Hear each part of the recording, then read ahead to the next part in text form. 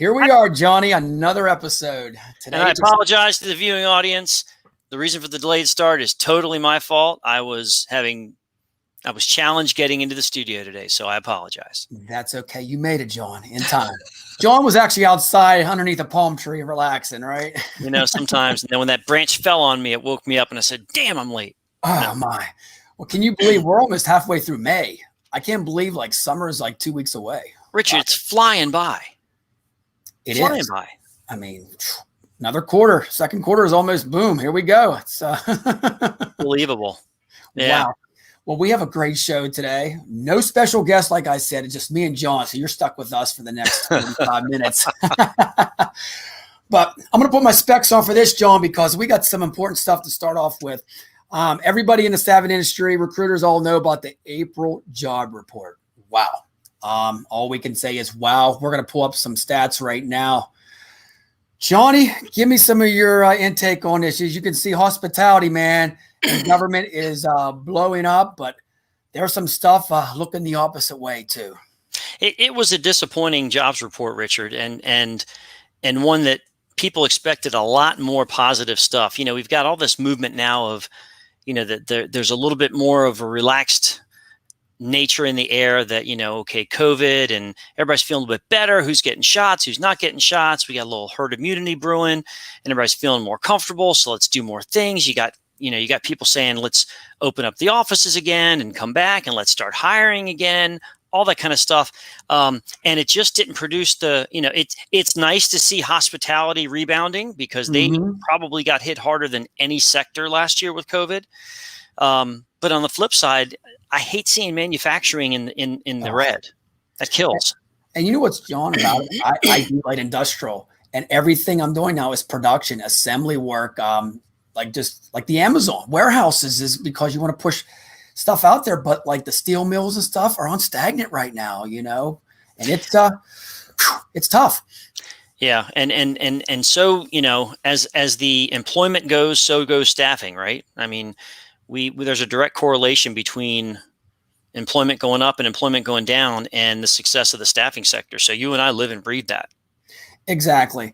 And I think we all just have to have hope here and see what's going to happen in the next couple of months. But one thing we have to say is unemployment, John. I mean, we have to throw this out there. I mean, everybody talks about it. You can make more money staying at home. So what do you do?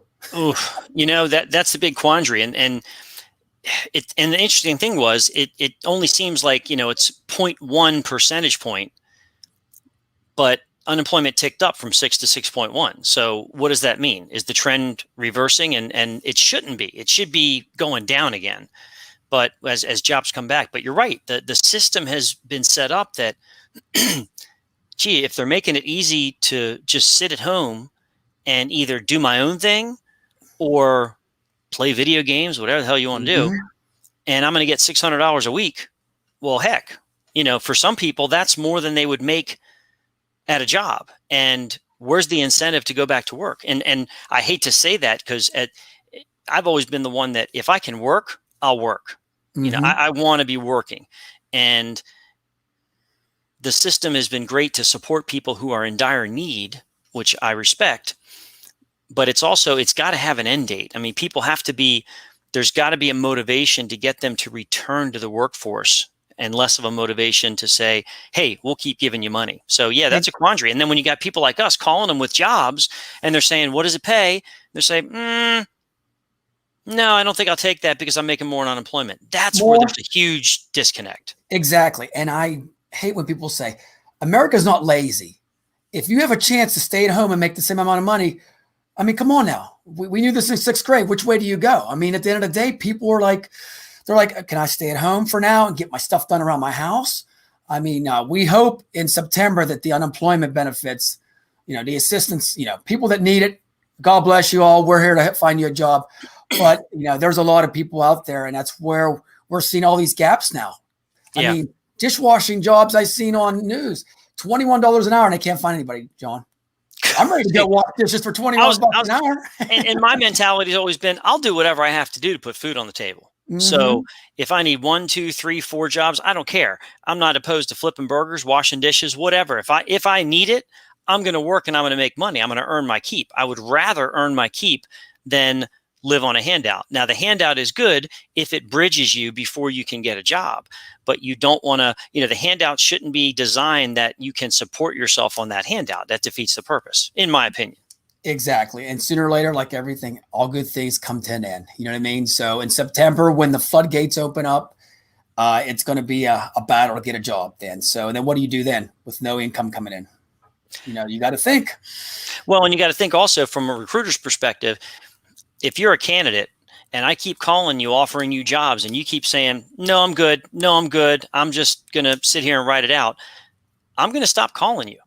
And you don't want that to happen either. You want to be on the radar. You want to be called for these jobs. And if you keep saying no, no, no for jobs that you are qualified for, then the recruiters are just going to stop calling you. And then you're calling them back and saying, okay, I'm ready now. And the recruiter's like, well, I've had 5 jobs for you over the last 4 months and you don't want any of them.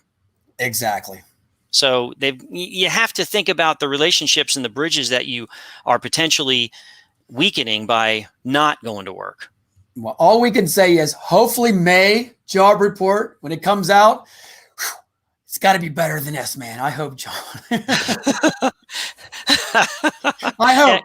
I got to laugh. We have a comment there when I was explaining I was having trouble dialing in. So I'm dating myself there. Having trouble logging into the show. Eric put up a comment and said, bad internet? Never heard of it. Yeah, I know, Eric, right? Never has problems. Good times. Well, we have a great subject today, Johnny, that we're going to talk about. You want us to pull up the slide now and just hit some bullet points on it, or you want to wait? Well, you know what? Let's kind of frame it, because we're going to talk about questions to ask your candidate, and this is from a recruiter's perspective. You've got to understand that the only way that we can effectively manage a placement cycle is if we know what's going on and we have information. The only way we get information is by asking questions and verifying the answers to those questions throughout the life cycle of a placement, as long as we know that candidate. When we stop communicating, when we assume we know the answers, when we don't ask the tough questions and don't revalidate data, that's when we get in trouble, and it causes things to fall apart for all parties involved. So just, with that, I want, you can put up the slide if you want. There's obviously a lot of questions that recruiters need to ask candidates from the get-go. But there's a few of them that seem, in my opinion, very basic and unfortunately are sometimes overlooked. Look at that first one. How basic is that, Richard?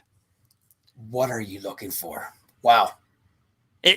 How many times does a recruiter just dive in and start pitching a job? Exactly. They don't even know where the person's located at. That person might be in Florida now trying to find a job in Pittsburgh. You're like, oh, do you want this job? I'm 3,000 miles away. I was thinking you'd say, why in the hell would you want to work in Pittsburgh? No, I'm only kidding, Richard. Just giving you a hard time. No, you're right. Too many recruiters just dive in. They start selling jobs, pitching jobs. Find out what the person wants, because as a recruiter, if you can do that, it makes your job so much easier. Listen, we have to listen. Yes, absolutely. Right off the bat, that should be the first question. I love how you said that. By the way, John, the slide's incredible. John, courtesy of John, he made the slide. It's beautiful, man. By the way, from one of his incredible books, by the way. Another endorsement for you. Hey, thank you. This topic, by the way, is Moneymaker 32 in the book. So for you that want to dive in and read a little more. But yeah, you said something that's very key, Richard. Recruiters have to listen, and if you do your job right as a recruiter and you ask the right questions and you listen to the answers that your candidates give you, you never have to sell anything. No, you just provide solutions, and that's the beauty of it. Yes, and I don't know how to say this over and over again. The first couple minutes on the phone to the candidate is going to depict what happens the next level. I mean, if you're a salesperson and you're on the phone for that, and we always say this, John, if you're on the phone to a candidate for 2 minutes and you're going to submit him for a job, I don't know about you, man. That's not like speed dating, is it? I'm like, come on. How well do you know that candidate? Well, it's kind of like, okay, so you're a personal trainer also. So if I came to you and I said, Richard, train me, would you just start working me out? Yeah, blowing your back out and everything. No, not at all. Yeah, it's like, okay, we're going on a treadmill, and they're like, meanwhile, like, well, I can't breathe at all. Like, why would I even? You got to get to know fact finding, right, John? Comes down to that fact finding the candidate. It's true in almost every business and every walk of life, and recruiting's no different. And sometimes I get it. Recruiters get so excited that they have a placeable candidate, and wow, I can get this person to work, and the client can get who they want. And let's just make it. Let's just move forward and rush, rush, rush. You got to first and foremost, what does your candidate want to be doing? That's where you have to start. What's important to them? Exactly, because they might be an engineer and say, I want to get in sales now, right? They want to shift gears and do something different. And based on that question, like if someone came to me and says, well, what do you want to be doing? I said, well, let me see. I would like to be flying an airplane internationally. Well, first you have to figure out, is that something I'm qualified for? Is my expectation realistic? And then as a recruiter, you can't just be an order taker. You then have to counsel me and say, oh, by the way, John, you've never flown a plane in your life. So if you want to get there, great, start taking flight lessons. But right now I can't place you in that job. So there's a little bit of a, again, you have to understand what they want. And is their expectation realistic? Exactly. And they might still have a job. That's sometimes you're submitting somebody, it's still working. They have to give a 2-week notice. The company needs somebody next week. Here comes that conflict, right? And then guess what happens? One of the parties are going to disappear, right? Usually the candidate disappears. Like, see ya. Exactly. And then you're left, holding the ball, and your client's wondering what the heck happened because they trusted you to deliver that candidate and you couldn't because you didn't get time, because you didn't take the time to get to know what was going on in the candidate's world. So what do we always say? Quantity or quality? I mean, come on now. Simple thing, right? I'd rather have 10 people I can submit in a week than 100 people and hoping that they even answer their phone, right? Agreed, wholeheartedly. Yeah, you want people who, recruiting is, we don't do all the work. It's got to be a two-way street. The candidate has to work with the recruiter, and the recruiter has to work with the candidate. If both parties aren't vested and both parties don't want to make something happen, then it's just not going to be a fluid cycle. So yeah, you want candidates that value what you do as a recruiter and that are ready to go through the process with you. You're right. And now you got some great bullet points here, John. You want to go for the second one, buddy? Sure. So dovetailing off of what are you looking for? Well, let's say they say they're looking for an opportunity to do X, Y, Z. Well, what's most important to you in that opportunity? So you want to find out from your candidate when you're evaluating job opportunities, what's your checklist? What has to be there? What are your top 3 criteria to say, this is what I value? And then if you're smart, you'll take it a step further. Again, don't just be an order taker. So if someone says, well, I want a place with good benefits, you got to find out, well, Richard, how do you define benefits? And why are benefits important to you? I want to get to know what it means to you personally, because how you define benefits and how I define benefits could be night and day. Might be children, might be a health issue. We don't know. Don't know. So you've got to find out what their criteria is. What are they looking for? Again, you're getting information so that hopefully you can find an opportunity that falls in line with what's important to them and what they want, because that ideally should be an opportunity that they want to look at. Work-life balance, might have kids that have daycare. Do you know all this? But Correct. A lot of people don't. A lot of recruiters just put them in there, and then they say, well, I can't work on Tuesdays. I got to be done at 3:00. Right, what right. do you do? You pull them off the assignment and then look like an idiot? And how often the recruiter then says, they never told me that. And it's like, did you ask? And then right then at that point, you have the client upset with the recruiter, and the candidate say, you know what? I don't care about this recruiter. I'll quit on him anytime I want, right? There's a lot of us out there. And for those that don't do the job right, you're just making room for the rest of us.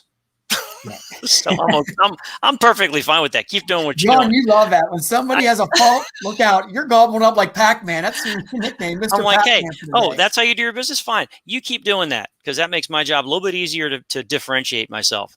Exactly. But yeah, you got to be thorough, and you got to take accountability. Again, if that happens, that's on me for not getting that information. That's not the candidate's fault for not telling me. I need to ask those questions. And John, are you a firm believer and they should write this stuff down and put notes in a database about all this, or just put it up in your head? We need to document. Yeah. I remember that person. I remember that person. I'm joking. No, I know what you mean. I am a big subscriber. I'm like your most anal retentive note taker, documenter, whatever.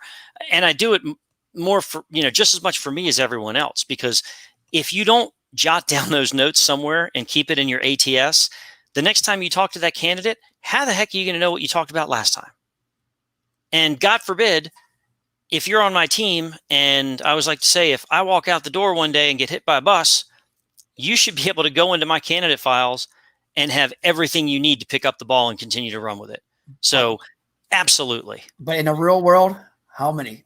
I've worked for 4 different staffing firms, and notes don't exist. You know that, right? Recruiters hate documentation. And personally, I couldn't live without it. They don't get commission off it, John. They don't get commission. I know. It takes time. It takes effort. But, and it's like everything else. It compounds and it adds value to your desk because you always have your facts in order. If you're a recruiter and you have a candidate and someone on your team or a client asks you a question about your candidate, you need to limit the number of times you answer by saying, I don't know, let me call them, I'll check. Mm-hmm. If you've got that information and then you've got that information down, I'll give you an example. So I'm sure there are people with photographic memories. God bless them. I don't have one. I went to 2 different restaurants over the past 4 days.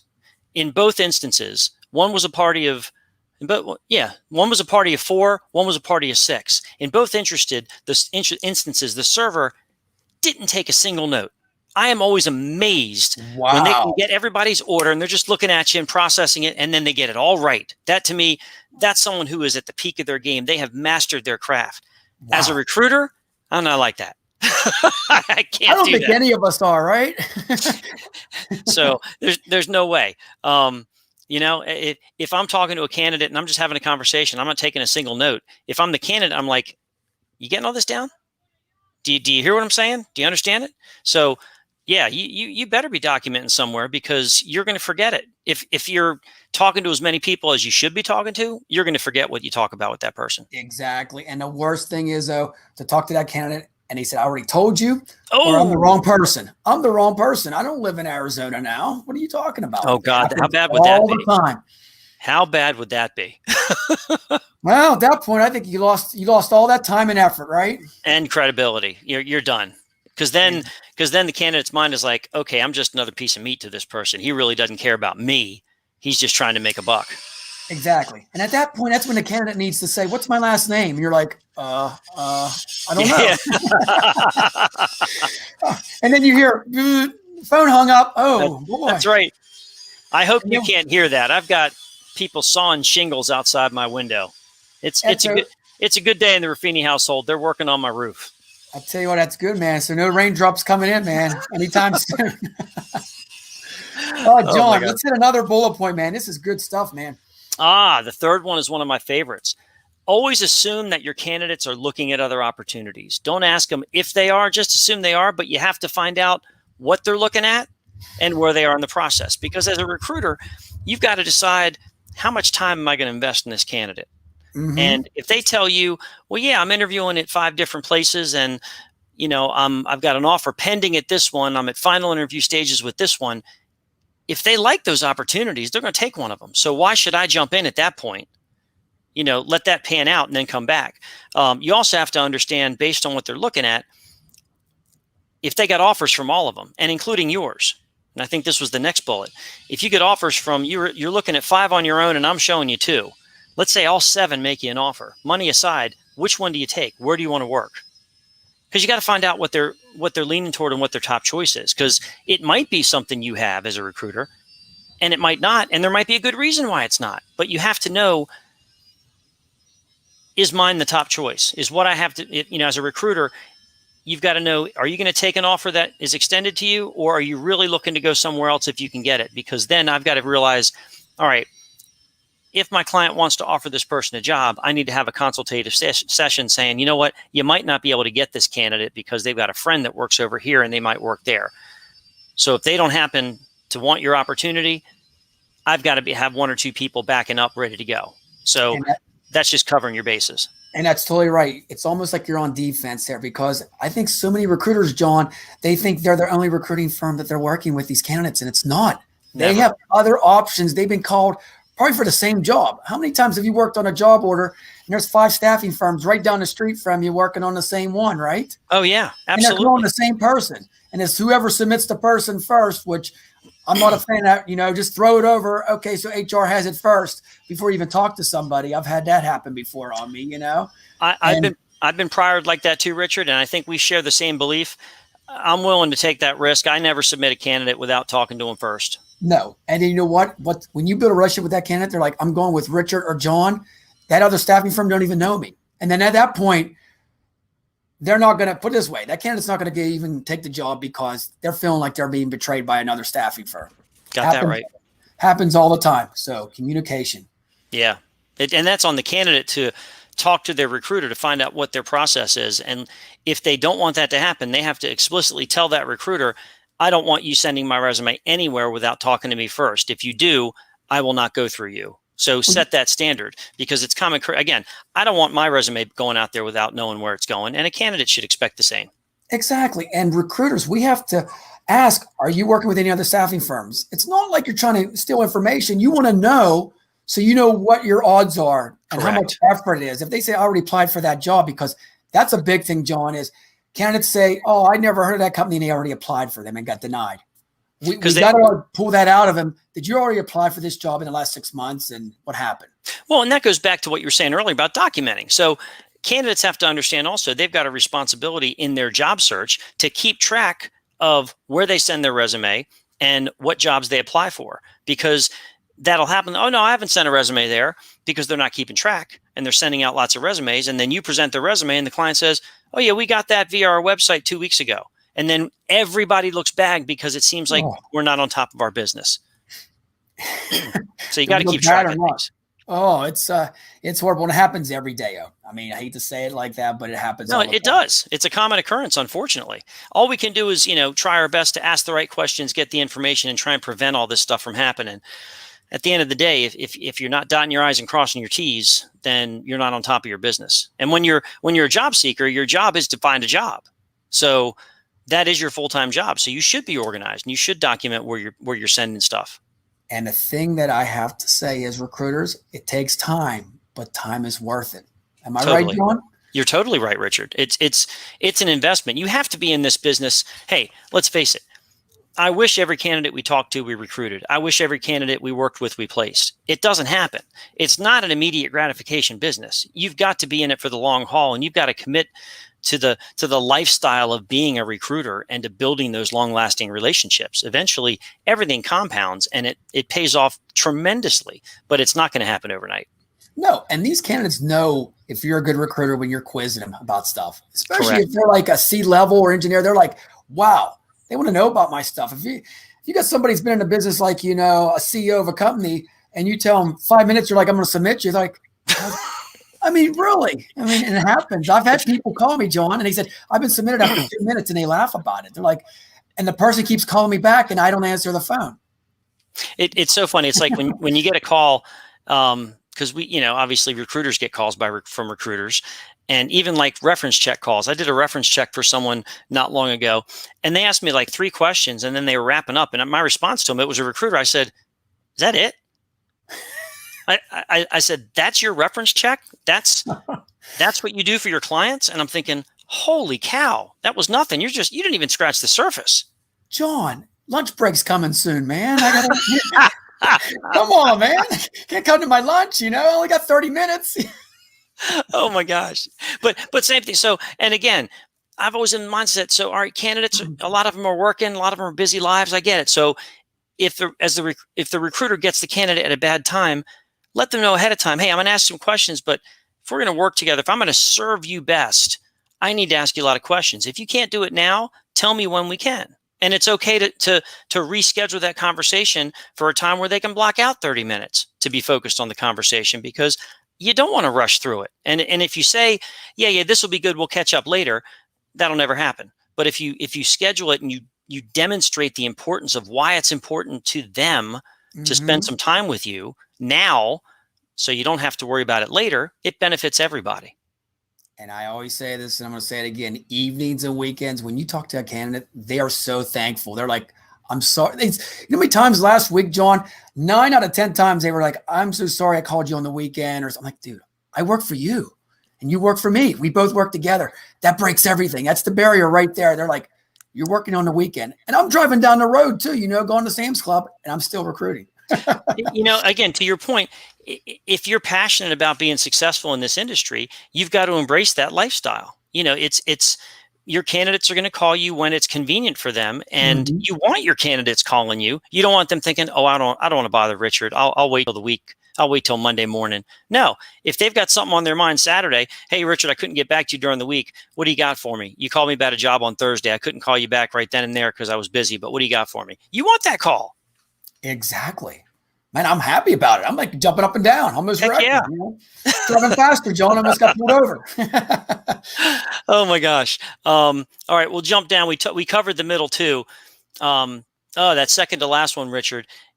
You want to make sure that if you do get an offer, if as a recruiter you're asking your client to make an offer, you're telling them that if you make that offer, my candidate's going to accept. So you better make sure your candidate's going to accept. You don't want any hesitation. So that's another way of trial closing that candidate before actually extending the offer. But, hey, if I get this offer, are you prepared to accept it? Are you prepared to either resign your current job and or shut down all other opportunities you're looking at and say yes to this job? And if they're hesitant, then you got some work to do still as a recruiter. Exactly. But guess what? Nobody wants them to say, I don't want that job. They want to say, you're going to start on this day, and that's it. You got to ask them the questions, John. And I'm so glad you brought this up because it's like you almost want to quiz them over and over. You sure? Is there anything else that's missing from the interview? You got hired. Do you have anything that you want to tell me so I can represent you and tell the client? Totally. And you got to throw it out there, and you got to comb over it maybe 3 or 4 times in the conversation. It's like, you know what? I'm excited to work with you. We're going to be a great team together. But just let you know, if you have any questions in the next day before you start on Monday, reach out to me on anything. Totally. And I love that you said that, Richard, because and it's not a paranoid thing. It's just it's a little bit of a, again, you control what you can control. And one thing as a recruiter that you can control is the questions that you ask and how you spend your time. So you're going to ask that question multiple times in the same conversation even. So you want the job? Yes. If I get the offer, you accept it? Yes. Okay. So if I get the offer at or above where you want to be, you're prepared to call the client today, accept the job, set a start date, commit to it, and shut down everything else. You want to hear yes after yes after yes without hesitation. You won't take a counter offer? No. You won't extend your current contract? No. I'll go get you this, but I'm not going to get it if you're not going to say yes today. I'm not going to get it so you can think about it. I'm not going to get it so you can go compare it to something else. I'm going to go get you an offer because you want it. If you don't want it, that's cool. I'll place someone else in it. But If you want it, I'll get it for you. And it's that type of dialogue. Some recruiters, I think, are afraid to have that dialogue because they're afraid the candidate will say, yeah, maybe you should put someone else in the job. When in reality, that's not ideal, but it's better than getting the offer and then your candidate saying no. You're right. Or they get hired on June 2nd and they're like, oh, by the way, Richard or John, June 8th, I'm going to Cancun for a week. Never told us. You got to ask any vacations too. I'm a firm believer on that. Yes. Because companies will work around that. They understand that you had a vacation already planned.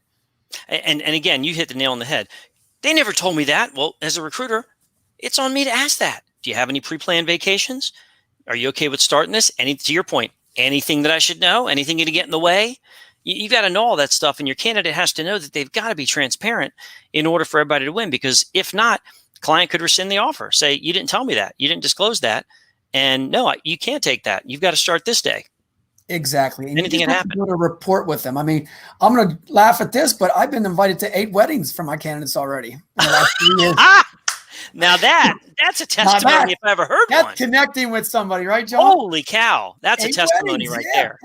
Hey, your candidates really are family.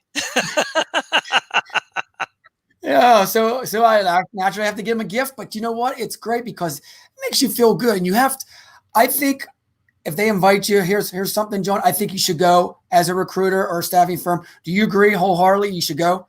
Yeah, if they're going to invite you, then that says how much they value your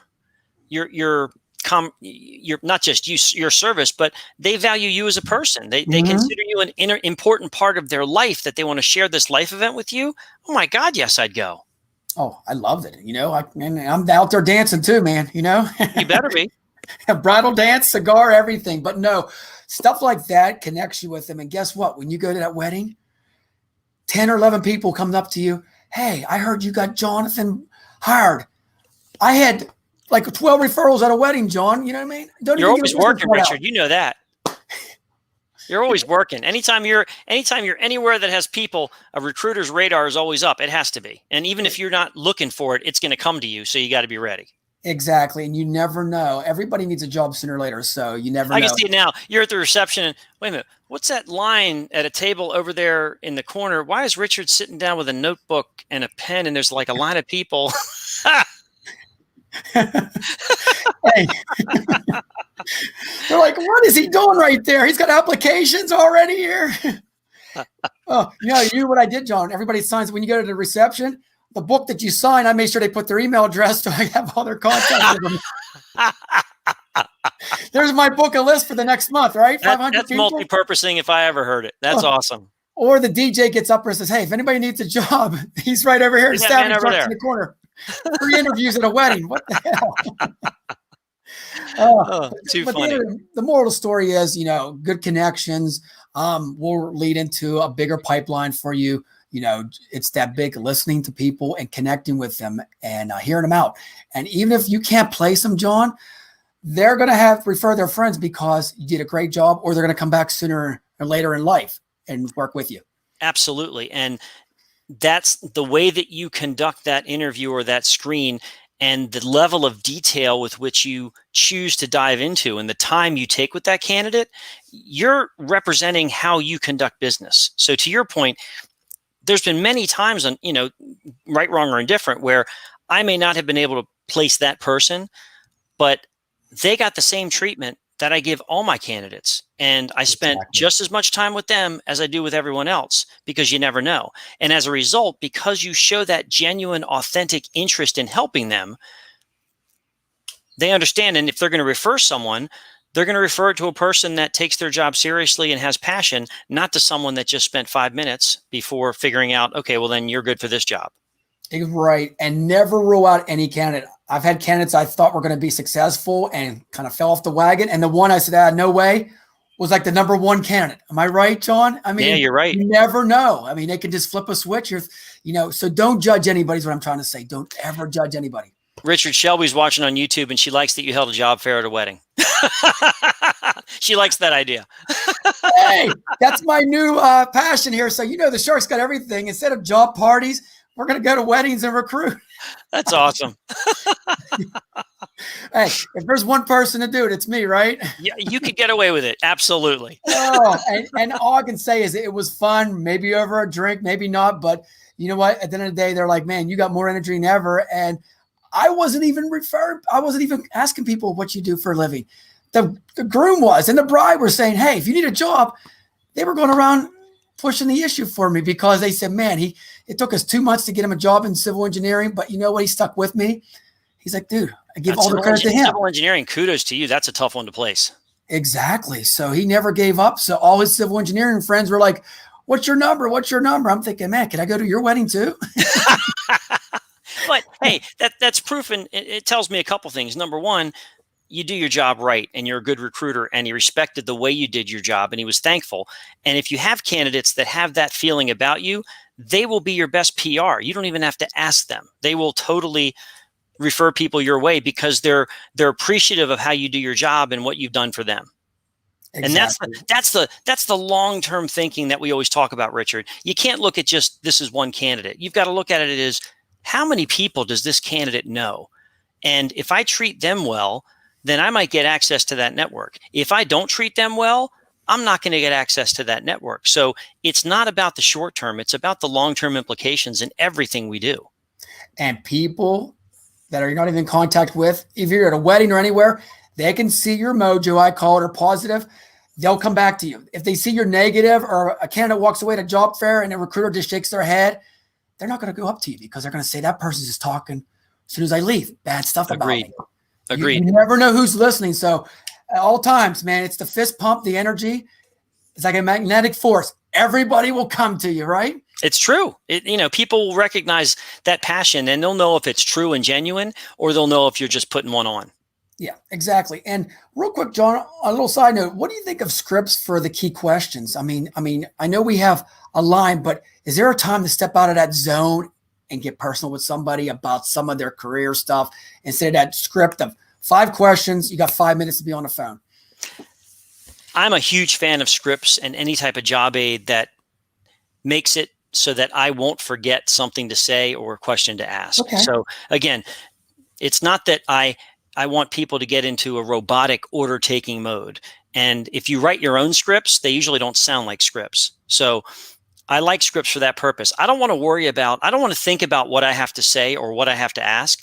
I want to focus on how I'm going to say or ask it, and then see where it goes deeper so I can ask follow-up questions. So long answer to your question. Yes, I'm in favor of job aids, of templates, of scripts. I like all that stuff because I think it makes you more thorough as a recruiter. And you never know, even us being in the business for a while now, we always might forget that key question. You know what I mean? I still use them because I don't want to forget. It's not that I quote unquote need them. I want them because I want to maximize that time I have with someone in a conversation. I want to make sure that I don't miss a question because I don't know when I'm going to get to talk to you the next. So I want to make sure that I get the most out of it. And I love what you said about that because I still use a script too because I get sidetracked sometimes. I'm talking about weddings or football, and I'm thinking, oh, I got to talk about this job too, right? And I joke about it too. I'm like, oh, I'm supposed to be interviewing you. We're talking about football, but you know what? That 5 minutes of football is great because that candidate at that point there is like, wow. And then I think the big thing at the end, John, is always ask, hey, if you know anybody else looking, don't say referral. If you know anybody else looking for a job, mention my name, reach out there. That's all you have to say, that courtesy, you know?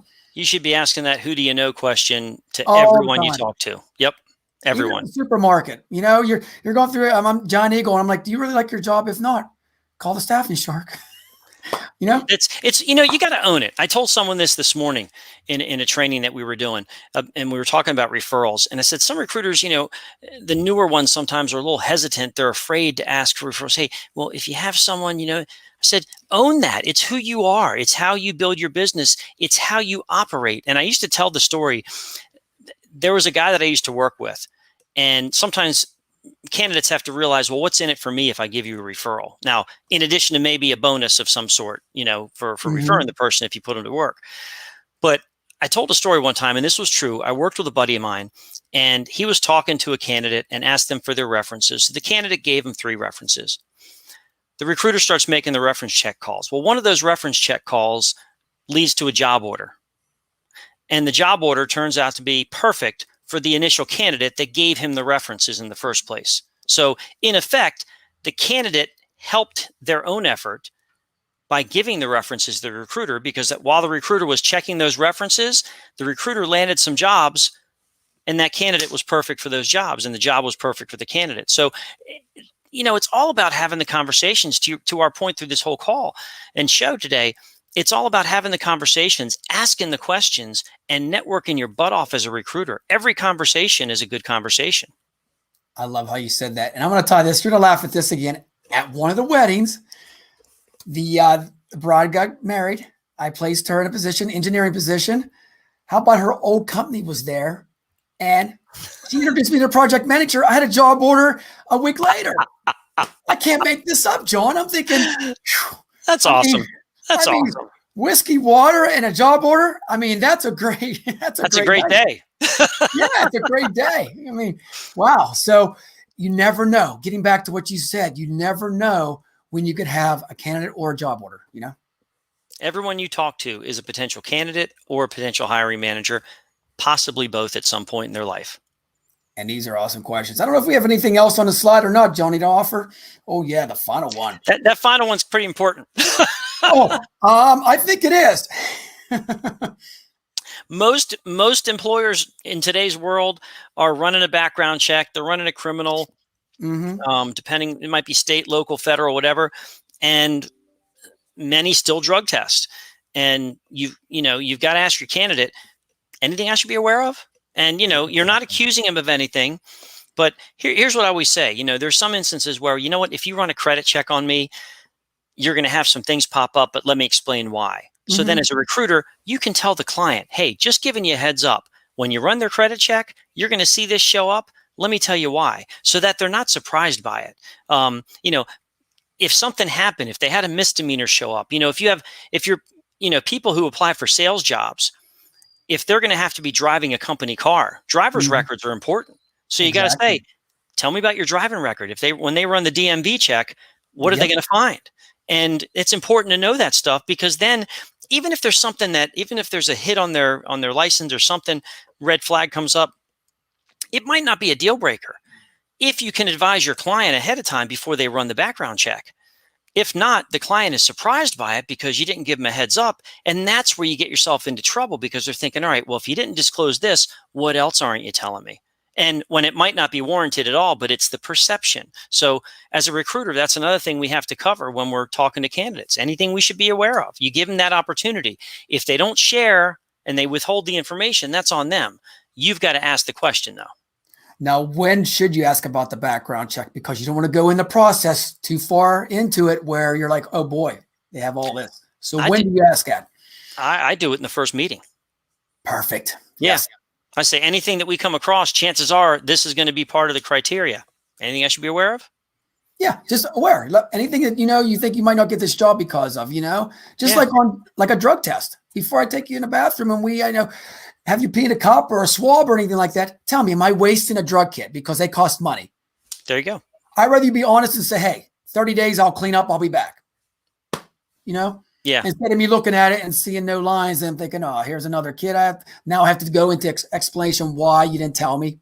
Right. Just be honest with me. And I always call them out. I'm like, you sure? And they're like, yeah, I kind of did something a couple weeks ago. Well, just be honest, because it's going to show up. They've got to know they're not. You can't hide it. Something like that you can't hide. So be honest, and then figure out what the best course of action is. And you have to explain to them, this is not going to hurt you for a future job with me, because I'm here to help you out. Right. Being honest and cleaning yourself up, because people make mistakes all the time, Right. So, give them a shot, and then they come back in 3 weeks and they're clean, and then you get them employment. Absolutely. Simple stuff like that. I think the background check, Johnny, on that real quick, a lot of people don't want to see it when it comes back sometimes. They're just hoping it's clean instead of knowing beforehand. You should know almost everything they do. Yeah. And again, that's just asking. And again, you have to ask the question as a recruiter. If for some reason the candidate chooses not to share things with you, that's on them. That to me as a recruiter says, well, maybe I didn't build strong enough of a rapport. They don't trust me yet. But they should be honest with the recruiter. The recruiter should be honest with the candidate. It's the best type of working relationship. Otherwise, you're going to have issues. Oh, totally agree. So I'll tell you what, Johnny, I think we covered pretty much everything we need to cover this week, right? Good stuff today, Richard. Yeah. And you got to find out that, hey, you can recruit from a wedding too. Everybody. I was trying to do that seriously. Am I called the wedding recruiter now? Is that my new nickname? I can say that. Welcome to the reception. Here's your table assignment. And after you get your dinner and coffee, you can go see Richard in the corner if you're interested in signing up and being considered for a job. John, you know how they have the little party treats on the tables? There'll be a business card tied to it, This is going down a really bad road. But I can't make it up. Hey, it's just part of life. But at the end of the day, hey, if I get another wedding, you know what? I'll go have a good time. And if people fall into my lap, I'm going to tell them what I do. And I had to laugh. I'll share this quick story with you. So you talk about recruiters, you can never turn it off. So a buddy of mine was recruiting accounting professionals, and he was at church. And the pastor was introducing a family that had just relocated and joined the church. And he said, yes, and so is working locally. He's a CPA with this accounting firm. And his wife leaned over to him and said, don't you dare. But he had to. He went to the reception to welcome him afterwards, flipped him a business card and said, hey, you're in town. I can help you. And it goes on the same side of doing the sales part. When I see now hiring, John, I'll pull over. I'm like, or my heart starts pounding quick. If it's a big manufacturing now hiring, there's signs everywhere. I'm thinking, always on the hunt, right? Always. You have to be. It is, but it's so much fun. I tell you what. But hey, Johnny, once again, thank you so much for being my host on the show again.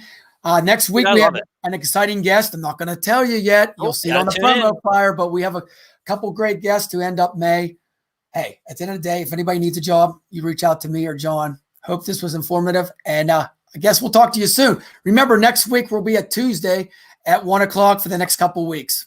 You got it. Thank you, Richard. Always a pleasure. Hey, anytime. And remember, you might see me at a wedding in the near future. Take care. Bye.